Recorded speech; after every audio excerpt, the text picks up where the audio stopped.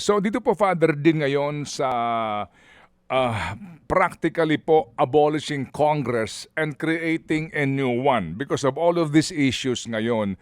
Kasi nga po una, Father Din, eto ho yung budget ng Congress, palaki ng palaki. Nagdagdag sila ng karagdagang ilang bilyon na naman nang wala silang paliwanag kung bakit sila nagdagdag ng halos 10 bilyon daw sa Kamara at 1 bilyon po in the Senate dito po sa proposed budget.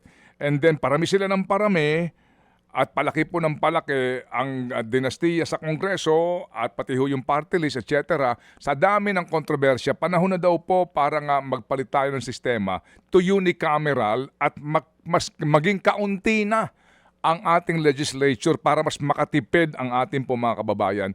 Ano po ang inyong kaisipan doon? Kung sakasakali, anong magandang forma ang inyong ipapanukala? Ito ba ay French model ho ba ito?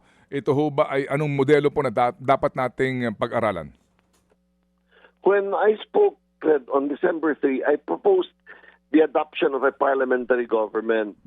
Ang dahilan ko dyan, especially parliamentary of the Westminster type, yung ginagamit sa United Kingdom. Mm-hmm. Bakit?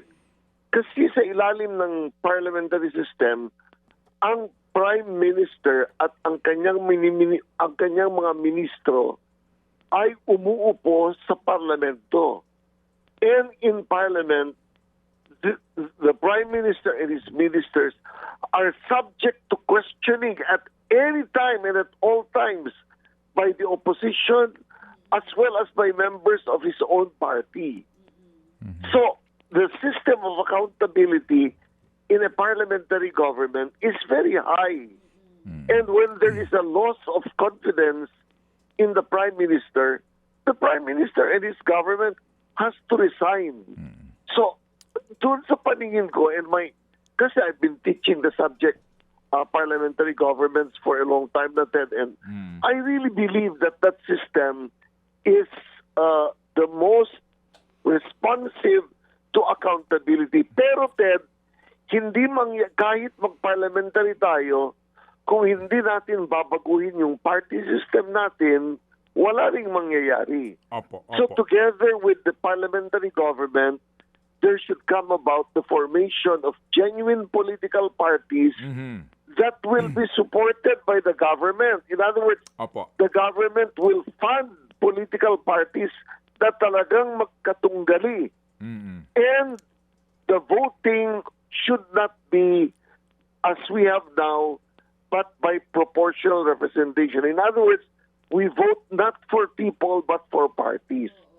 Opo. Okay, pero sa inyo pong model, wala na pong presidente na pinag-uusapan kasi nga daw po mga Pilipino gusto pa rin po naghahalal ng parang head of the government na presidente at vice-presidente. Wala nang ganon.